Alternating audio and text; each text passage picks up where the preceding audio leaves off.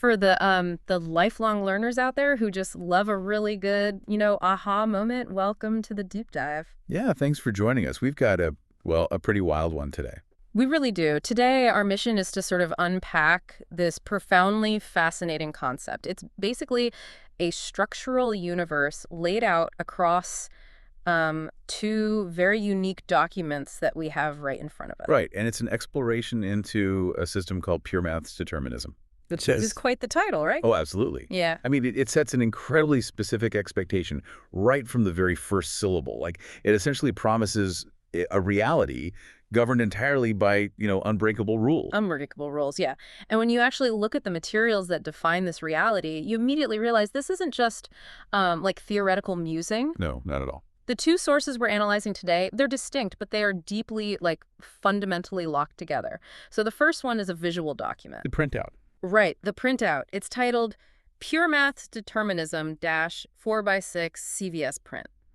And, to paint a picture for you listening, imagine a highly structured grid of just black and white blocks. Yeah, it's striking. It really is. At first glance, it feels almost like looking at a dense series of, complex barcodes, or maybe like an intricate punch card from an early 20th century mainframe computer. That's a great comparison. Thanks. But these patterns, they're organized into 8 very specific, perfectly neat rectangular chunks spanning the whole page. It looks chaotic, but you can sort of feel the hidden structure underneath all that static. Visually striking, absolutely. But it's clearly acting as a surface-level manifestation of a much deeper underlying language. Like, the visual grid is simply the evidence. The evidence, right. And the second document is, it's essentially the Rosetta Stone required to translate that evidence. Right, the algorithm generator function? Exactly, the algorithm generator function. This thing is a pure logic blueprint. It's incredibly dense. It's filled with mathematical equations, variables carrying Greek names like, tau and phi, and a block of what looks like incredibly stripped down, just bare metal computer code. Right. I mean, if the first document is the building, the second document is the architectural blueprint. It's the engineering schematic and the fundamental laws of physics that even allow the building to stand. Wow, okay. Yeah, the code is the architect and the grid is the structure.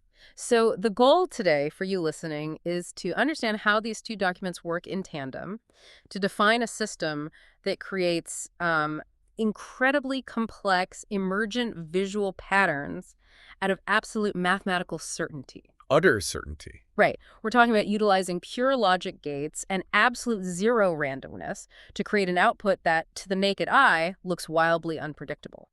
So, okay, let's unpack this. Where do we even begin with a system that boldly calls itself pure maths determinism? I mean, the most revealing entry point is actually what this system aggressively refuses to include. Refuses, oh. Yeah.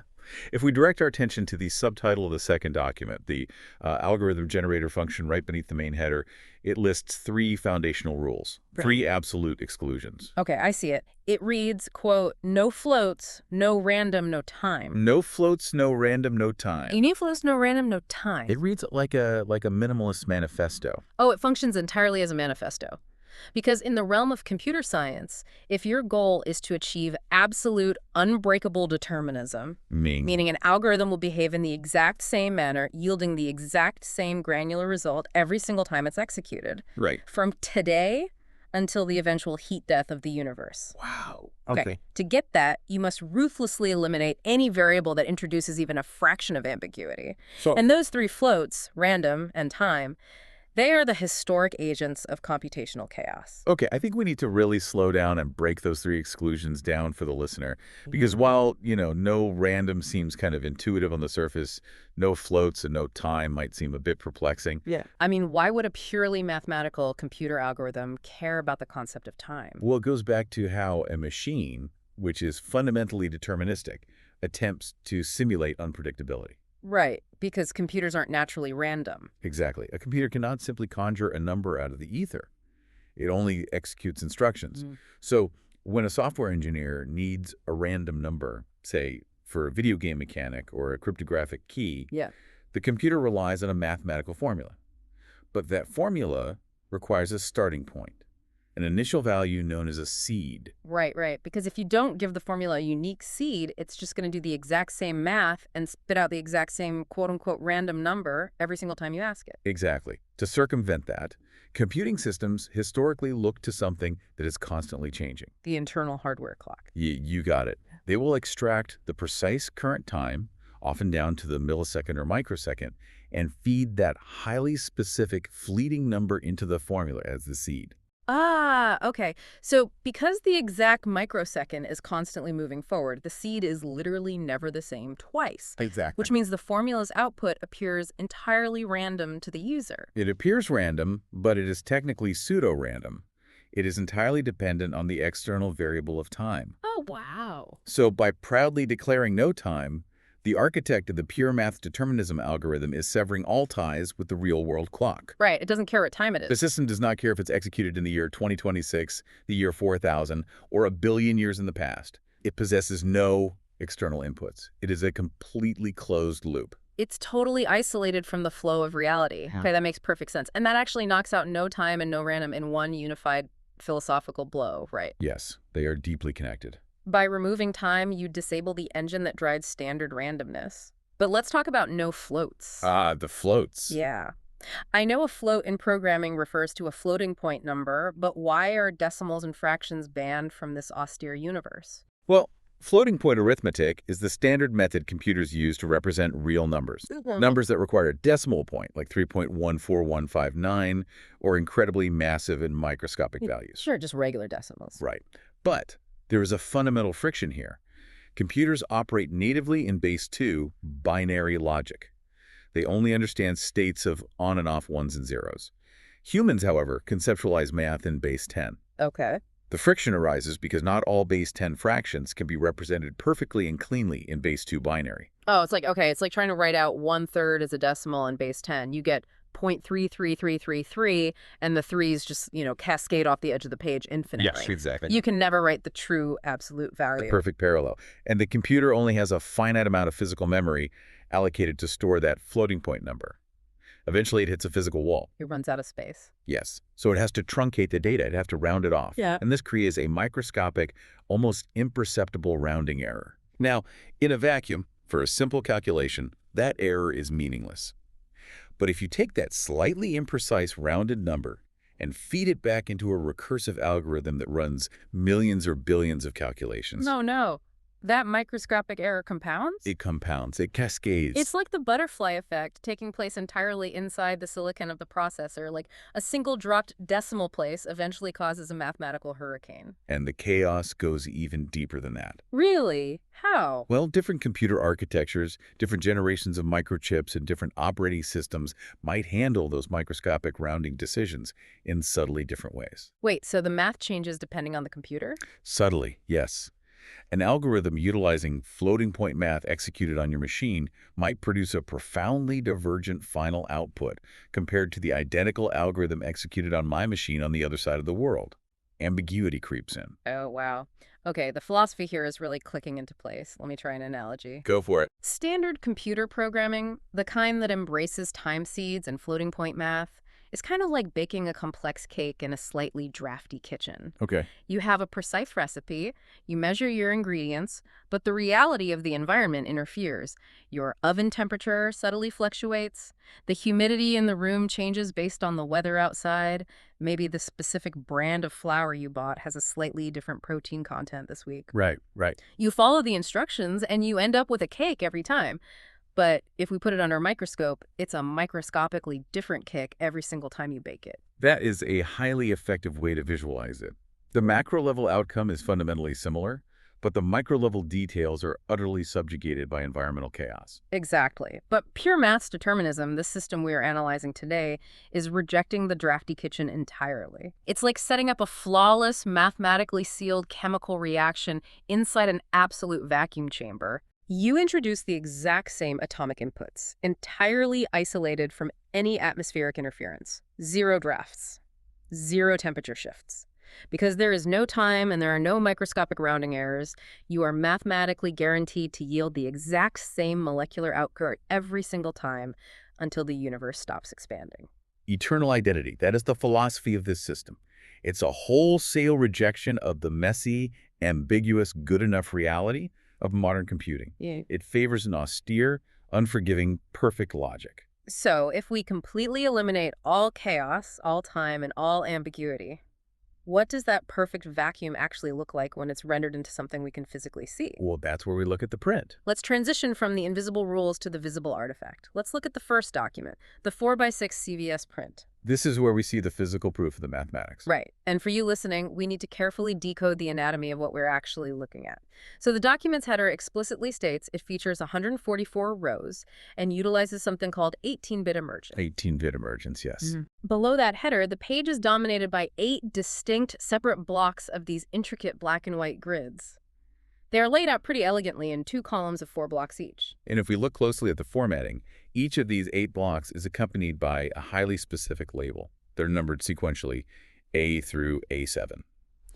Let's read a couple of these labels to just understand the syntax. So the block in the very top left corner is labeled A0000 anchor, and then in parentheses 0, 0, 0. Okay. The block immediately below it is labeled A20010 anchor 0, 1, 0. And if we jump all the way down to the final block in the bottom right, it reads A7111 anchor 1, 1. What's fascinating here is the immediate, almost aggressive introduction of a spatial coordinate system. Spatial. Yes. Yeah. Consider those numbers nestled within the parentheses. 0, 0, 0 up to 1, 1. Those are unequivocally three-dimensional coordinates. Like the X, Y, and Z axes you map out in like high school geometry. Precisely that. However, because this universe operates strictly in binary, the coordinates along any axis can only occupy a state of 0 or 1. Right, there are no 2s or 3s. Exactly. And if you take the time to map out every single possible combination of 3 coordinates that are restricted to merely 0 or 1, you will generate exactly 8 distinct points.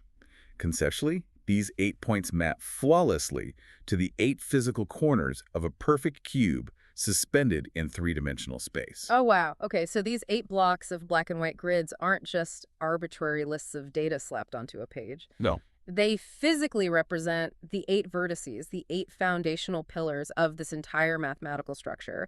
That totally explains the use of the word anchor in the label. They are literally anchoring the emergent data to a specific location in this conceptual space. The terminology is incredibly deliberate, and right next to the A0 or A7 designation in the label, the creator includes a 3-digit binary string. Yeah, the zeros and ones. Right. A0 is accompanied by 000, A1 is 001, A2 is 010, all the way up to A7, which is 111. Which is just the standard way computers count upwards in binary, right? Yeah. 0 through 7. It is incredibly elegant in its minimalism. 3 bits of data, 3 simple zeros or ones, contain enough combinations to represent 8 entirely distinct states. Right. Therefore, the first 3 bits of any sequence perfectly define the anchor.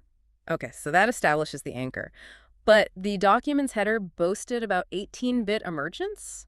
We need to know where the rest of the beta comes from. We need to look back at the blueprint for that. Yeah, if we turn our attention back to the second source, the algorithm generator function, down toward the bottom of the blueprint, there's a section titled Minimal Targeter Format. How does this format break down the anatomy of the 18 bits? Let's painstakingly lay this out, because this format is basically the fundamental DNA of the entire visual image. It is. The document provides a very clear mathematical allocation.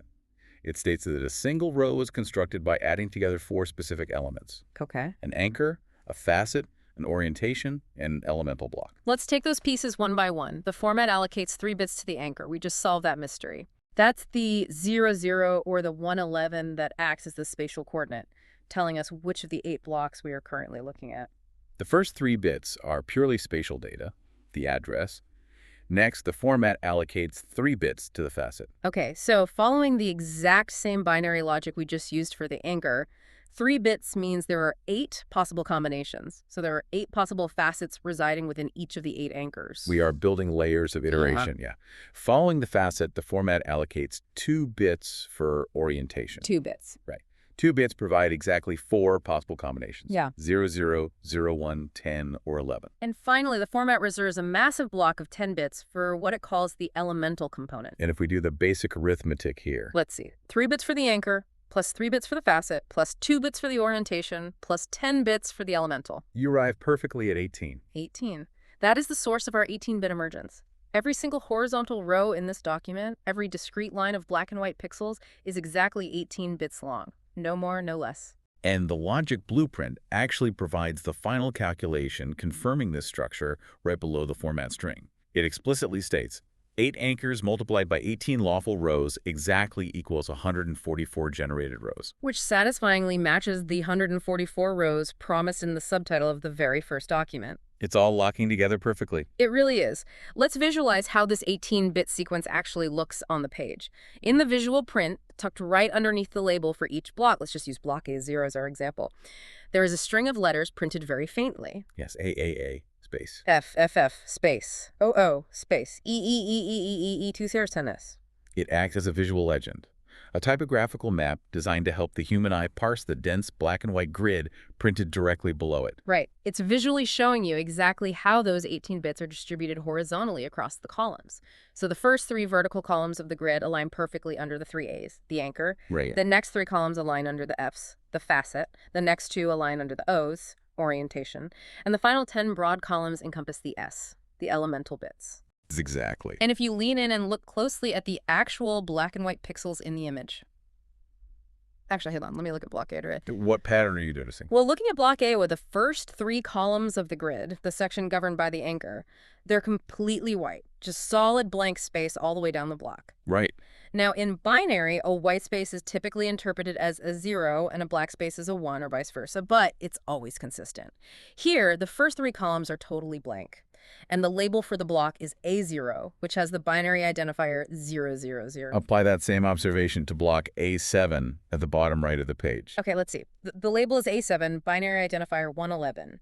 And looking at the grid, the first 3 columns, the AAA section, they're completely black.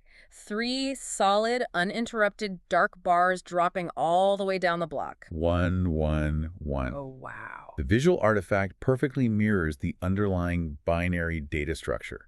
It's not just an artistic interpretation. It's a literal physical translation of the mathematics into visible pixels. Okay, I have to push back a little bit here, though, or at least point out an inherent limitation in what we've discovered so far. Okay, what is it? If the AAA section is just the anchor, and the FFF and OO sections are just the facet and orientation, that accounts for 8 bits out of the 18. But those 8 bits are effectively just an address, right? Yeah. It's like a zip code, a street name, and an apartment number. It's spatial data. It tells us where we are, but it doesn't really do anything. It is entirely an address. Yeah. It is navigational metadata. So if the first 8 bits are just the address, the real magic, the complex, unpredictable pattern generation that makes this document look so chaotic, it must be happening entirely within those last 10 bits. The ones labeled E. Right, the elemental bits.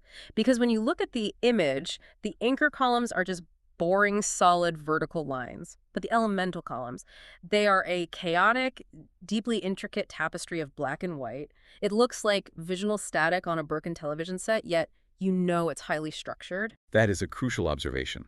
The first 8 bits are merely setting the stage. They dictate the starting conditions and the physical location within the conceptual cube. But those 10 elemental bits, they are the emergent phenomenon itself. The actual output. Exactly. They are the actual data that the algorithm calculates.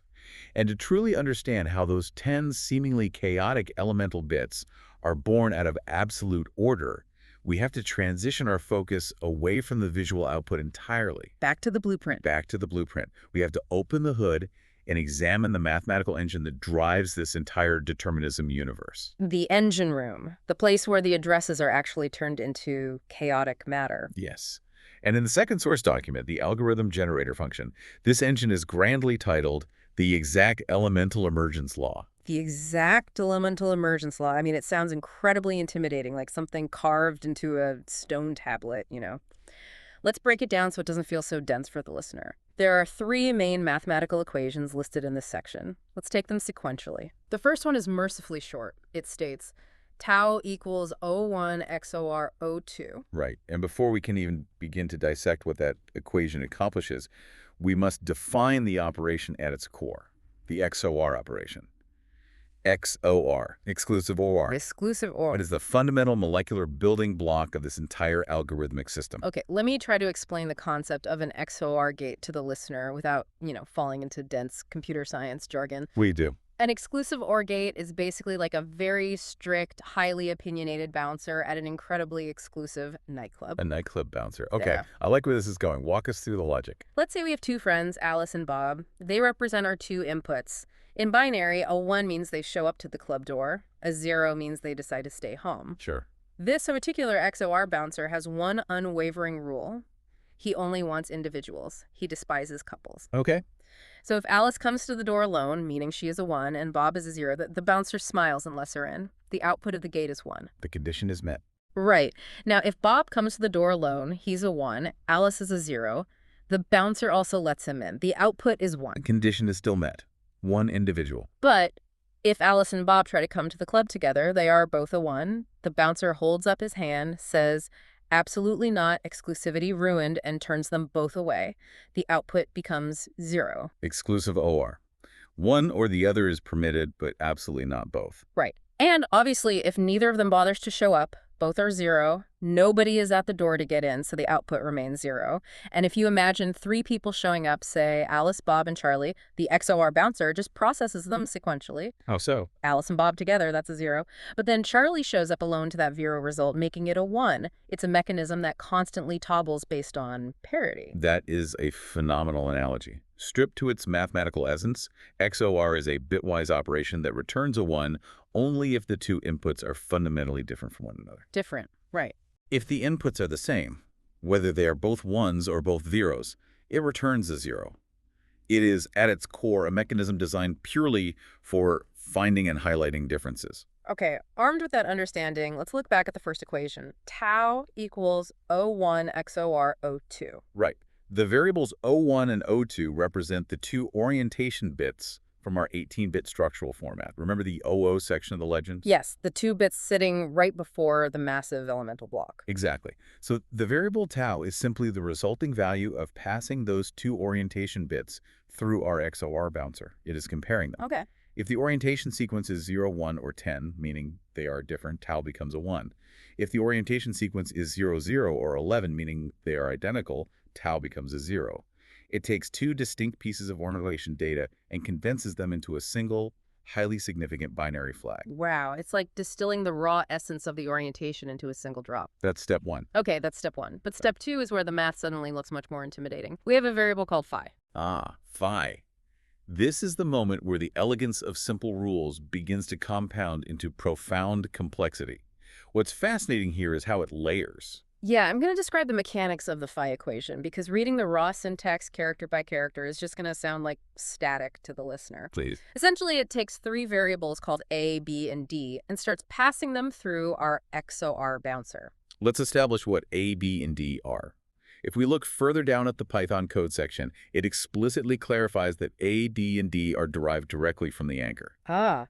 So A, B, and D are the 3 individual binary bits of our spatial coordinate. Yes. Like if we are analyzing a row inside block A5, which has the binary identifier 101, then A is 1, B is 0, and D is 1. Exactly. So the very first sequence in the equation is simply feeding the 3 anchor coordinates into the XOR bouncer. It is calculating a core mathematical value based entirely on where we are physically located within the 8 blocks. It's essentially hashing the spatial address. Oh, that makes sense. Then it takes that resulting value and throws it back into the XOR bouncer, but this time paired with a specific bit pulled from something called facet_bits. Right. The document doesn't explicitly tell us what facet_bits contains, but it's listed at the bottom as a constant required. It's an external lookup table. We can think of it as a predefined dictionary of values. Yeah. And then the equation introduces a completely new bitwise operation, the AND gate. The AND gate. Okay, let's explain this one using our club bouncer analogy again. So let's hear it. If XOR is the strict bouncer who only wants solitary individuals, ND is the bouncer running couples night. Couples night, right. You only get into the club if both Alice, Andy, Bob show up together at the door. If Alice shows up alone, she's rejected. If Bob shows up alone, he's rejected. If neither shows up, obviously nobody gets in. It rigidly requires 2 1s to produce a 1. Precisely. While XOR finds differences, ND is a highly restrictive gate that demands absolute unison. Now look at how the equation utilizes this ND gate. Okay, let me look. It takes the difference between the first 2 anchor coordinates and pairs it with the first orientation bit, O1, using an AND gate.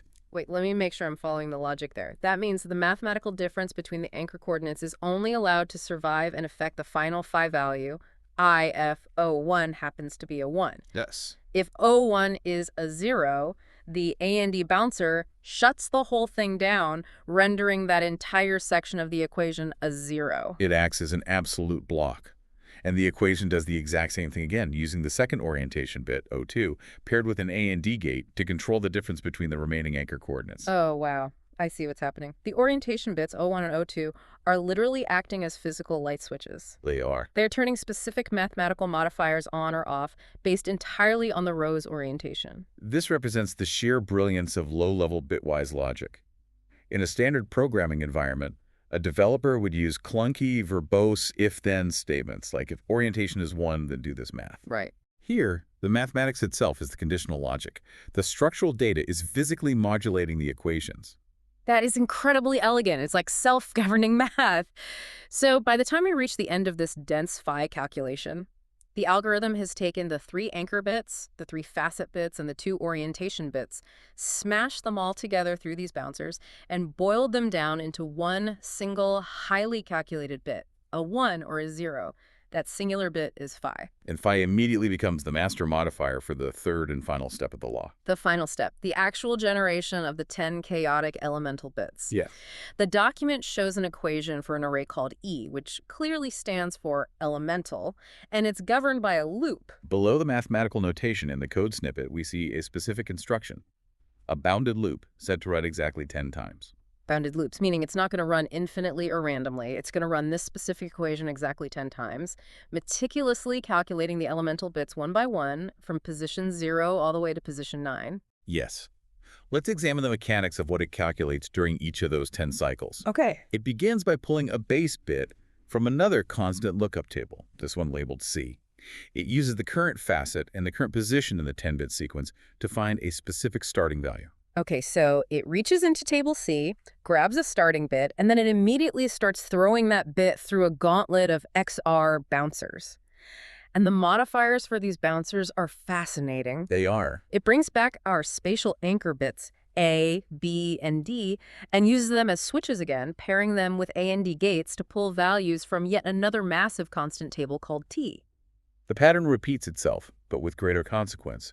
If the first anchor bit, A, is a 1, the A and D gate allows a specific value from table T to pass through and alter the elemental bit. But if A is a 0... If A is a 0, the gate slams shut, and that T value is blocked from having any effect. Oh, this answers the fundamental question of why the pattern emerges the way it does.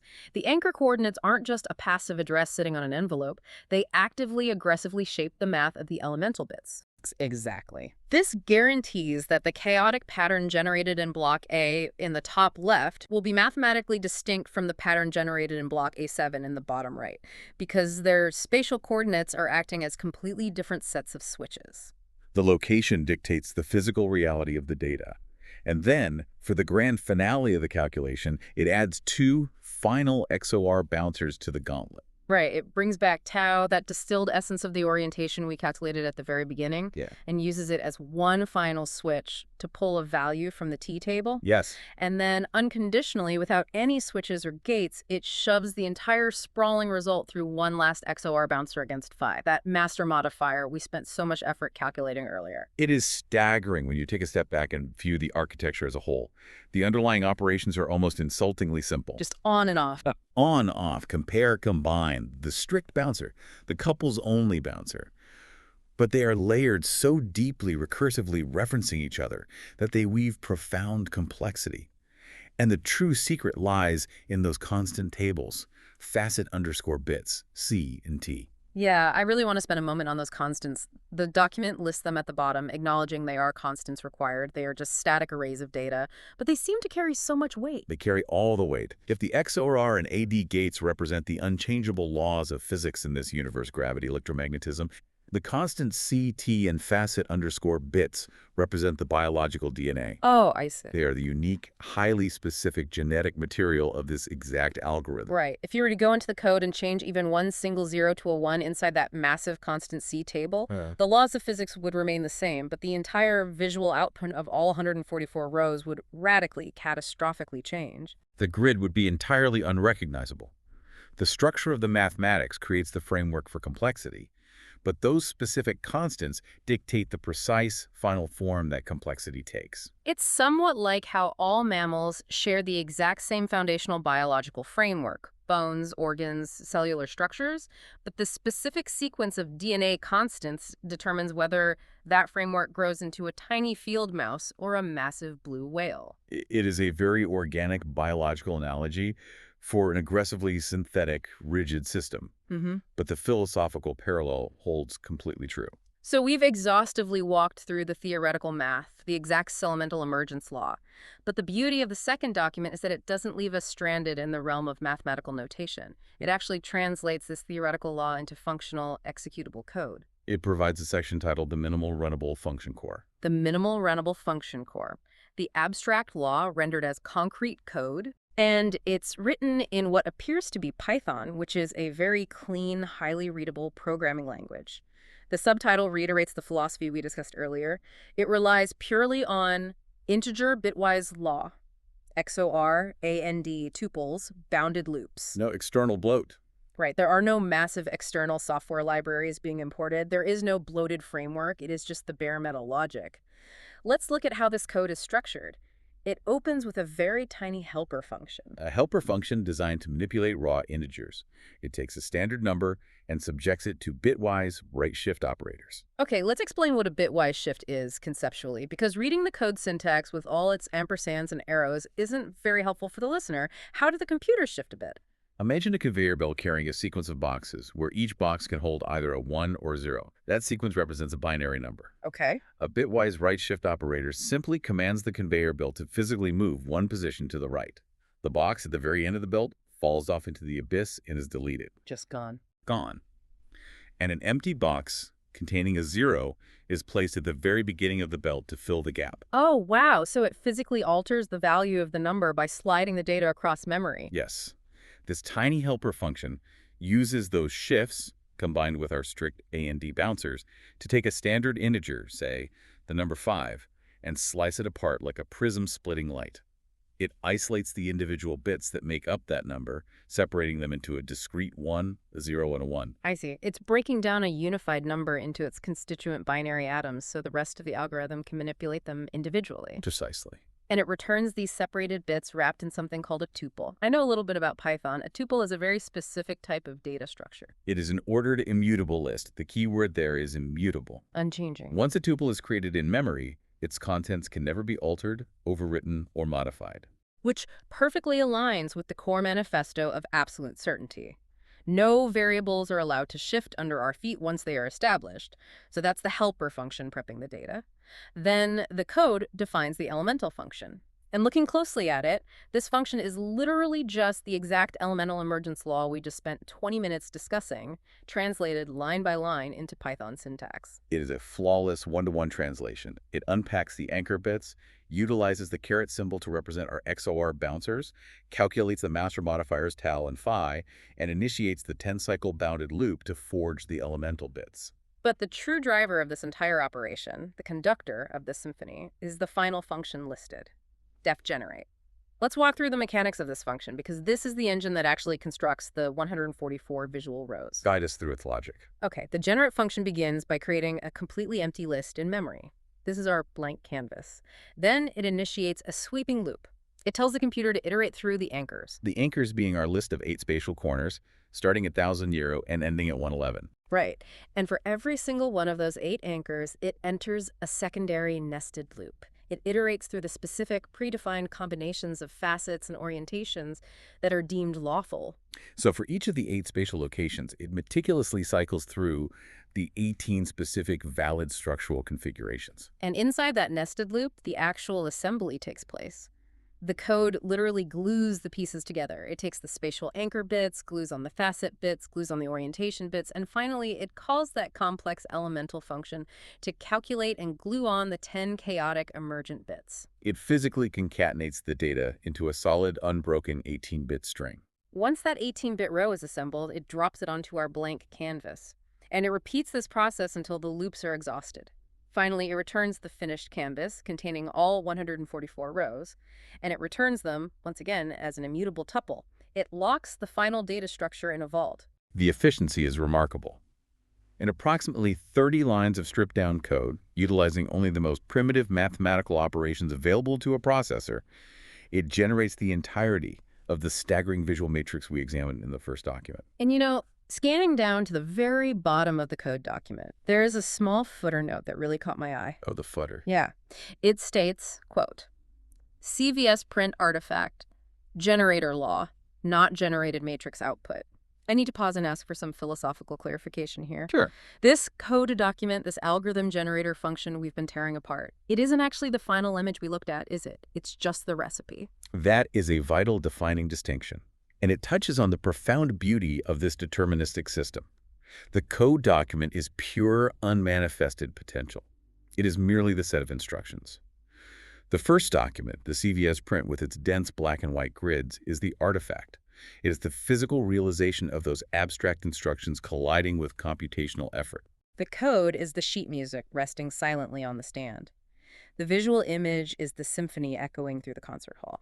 Beautifully articulated. The minimal runnable function core exists to prove a very specific point in computer science. Modern technology relies on gigabytes of data, massive external libraries, and bloated software engines to render high-order complexity. Yeah, everything is so heavy now. Exactly. But this document proves you don't need any of that. You simply need a few lines of unbreakable foundational logic executed recursively in a closed system. But that realization immediately raises a massive, glaring question about trust. Trust in what way? Well, because this logic is so minimal, so foundational, and so pure, how do we actually know the output hasn't been tampered with? Like if someone just walked up to me on the street, handed me a printout of a black and white grid and claimed, this is the true, authentic, pure math determinism output, how do I know they didn't just open the file in Photoshop and mischievously flip one of the white elemental squares to black? That is the ultimate vulnerability in any system, deterministic or not. If the underlying law is mathematically perfect, how do you construct a mechanism to definitively verify that the physical output is a true, uncorrupted reflection of that law? Exactly. How do you prevent forgery in a universe built on ones and O's? That dilemma leads us perfectly to the final cryptic pieces of text printed on both documents, the security measures, the internal seals, and the external witnesses. Yes. If this code is just a recipe, how do we know the chef actually followed it perfectly? How do we verify the final image? Let's look at the very bottom of the first document, the visual print. There is a small box designated as the refactored safe fitter. Okay. Inside this box, it lists two highly specific verification elements. The first one is labeled the BBP3 seal. It reads, BBP3 sealed facet 010 only appears in downward orientations. Think deeply about what kind of mechanism that is. It is an arbitrary programmatic constraint imposed on the system from the outside. Let me make sure I fully grasp the mechanics of this constraint. We established earlier that our facets are comprised of 3 bits, meaning they can manifest as any sequence from 000 all the way to 111. Right. The BBP3 seal is specifically targeting one of those combinations, facet 06, and it is stating that this specific facet is legally restricted by the architect. It is only permitted to generate when the orientation bits happen to denote a downward state. Correct.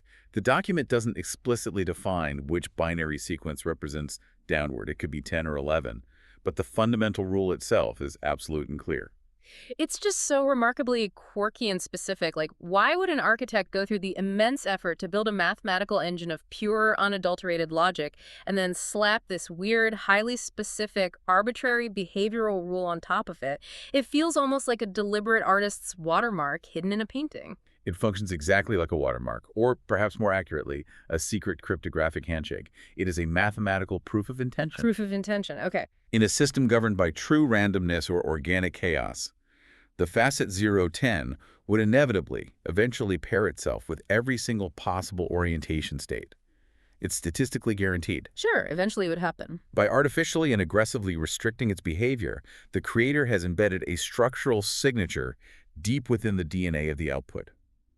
If you are analyzing a grid claiming to be the authentic 144 rows, and you discover a row where facet 010 is paired with an upward orientation, you don't even need to run the math. You instantly know the document is a fraudulent forgery. The seal is broken. That is a brilliant piece of engineering. It's an internal verification system built directly into the behavioral constraints of the mathematics. It basically polices itself. It does. But as clever as that is, there's an even more powerful absolute verification system sitting right beneath it. The second item listed in the safe footer is something called the SHA-256 witness. The witness. And following that label is a massive, intimidating string of seemingly random alphanumeric characters. I'm just going to read the first few characters to give a sense of it. It starts with F8, FB8, 7B, DBF, and it just keeps going. It's a dense block of 64 characters. If we connect this dense string of characters to the bigger picture of digital security, Well, a SHA-256 hash is widely considered the gold standard of absolute immutability. SHA stands for Secure Hash Algorithm. I've heard the term hash used in cryptocurrency and cybersecurity, but how does it actually function in the specific context of our 144 rows of binary data? A cryptographic hash function is essentially a one-way mathematical meat grinder. A meat grinder. You can feed it absolutely any amount of digital data you want. So it'll text message the entire digitized works of Shakespeare, or in our specific case, the exact binary matrix of 144 18-bit rows. Right. The algorithmic grinder chews up that input data, performs incredibly complex, irreversible mathematics on it, and spits out a fixed-size string of 64 characters. That resulting string is the hash. It is the witness to the data. So that long string starting with F8FB is the absolute definitive hash for the perfect, unadulterated output of the exact elemental emergence law. Yes, it is the signature of perfection. And the most critical, almost magical feature of a cryptographic hash function like SHA-256 is a phenomenon known as the avalanche effect. The avalanche effect. Paint a picture what that means mathematically. Imagine standing at the top of a snow-covered mountain. You toss a single tiny pebble down the slope. In the physical world, it might make a small dent. Sure. In cryptography, that single pebble triggers a catastrophic landslide that entirely reshapes the entire mountain range. If you change even one microscopic piece of the input data, the resulting hash does not just change slightly, it shatters completely. So to return to my earlier hypothetical, if a forger took the visual grid into Photoshop, zoomed all the way in, and changed a single black pixel to a white pixel, meaning they flipped exactly one bit out of the 2,592 total bits that make up the grid from a 1 to a 0, and then ran that forged image back through the SHA-256 algorithm. The new hash output wouldn't look anything remotely like F8, FB87, BDBF. It wouldn't share a single character in common. Oh, wow. The avalanche effect would completely obliterate the signature. It would generate a completely alien, unrecognizable string of 64 characters. Exactly.